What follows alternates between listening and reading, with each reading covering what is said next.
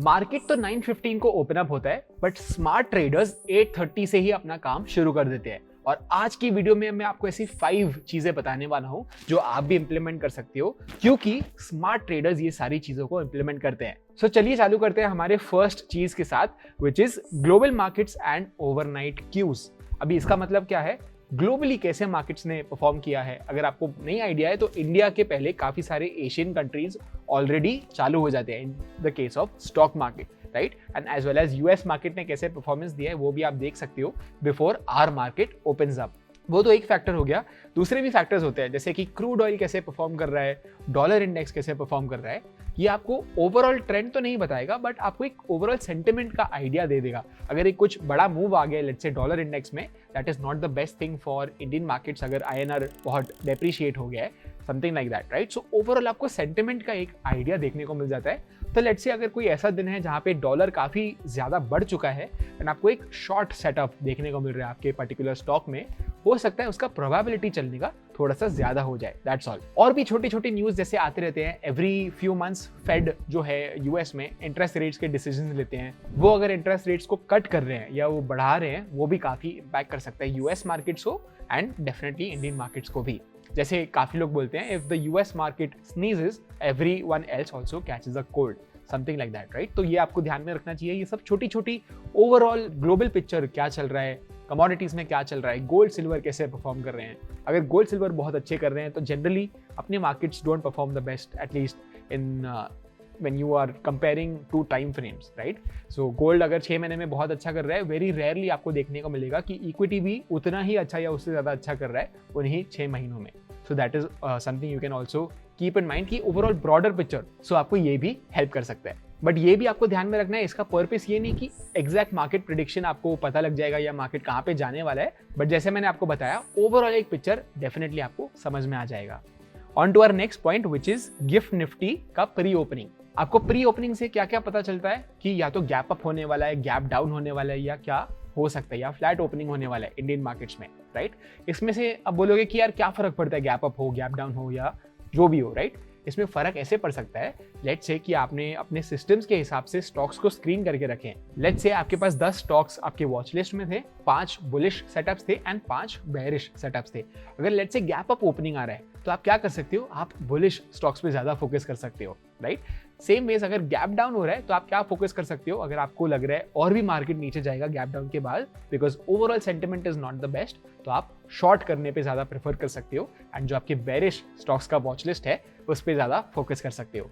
Next चीज जो एक स्मार्ट ट्रेडर करता है वो है marking the previous day levels. So काफी लोग previous day high, previous day low के हिसाब से भी ट्रेड करते हैं। स्पेशली अगर आप एक इंट्राडे ट्रेडर हो तो ये लेवल्स काफी इंपॉर्टेंट हो जाते हैं एंड काफी सारे ट्रेडर्स ये मानते हैं कि प्रीवियस डे का हाई अगर ब्रेक होता है तो बुलिश मोमेंटम काफी अच्छे से चल सकता है।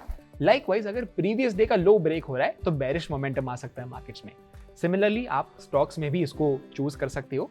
फोर्थ चीज जो एक स्मार्ट ट्रेडर करता है वो है स्टॉक स्पेसिफिक न्यूज को ध्यान में रखना। लेट्स से कि आपका एक XYZ स्टॉक है जिसमें आपने सेटअप बना के रखा है, बहुत सही लग रहा है, आपको ब्रेकआउट भी देखने को मिल रहा है एंड आप जस्ट ट्रेड लेने ही वाले हो, आपने ट्रेड लिया भी, उसके बाद क्या होता है, एक सडन डाउन मूव आ जाता है।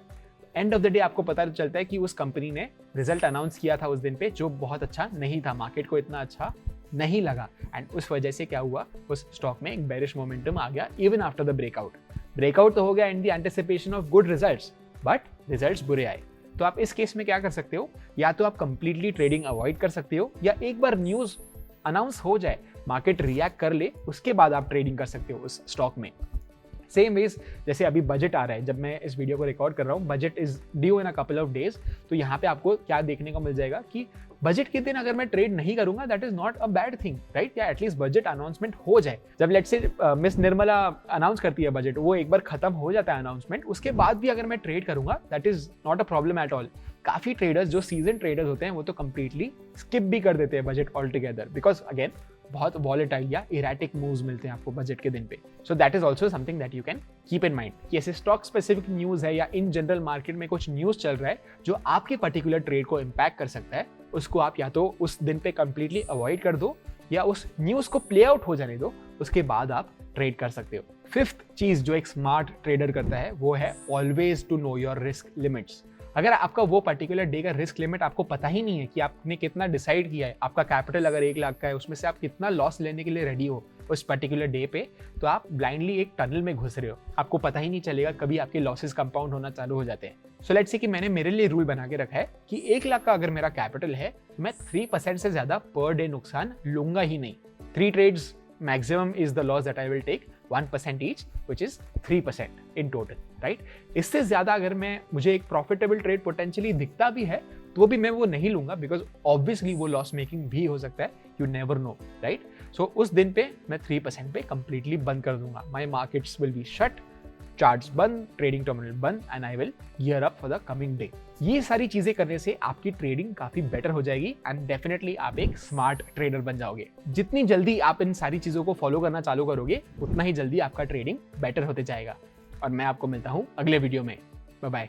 Investments in securities market are subject to market risks. Read all the related documents carefully before investing.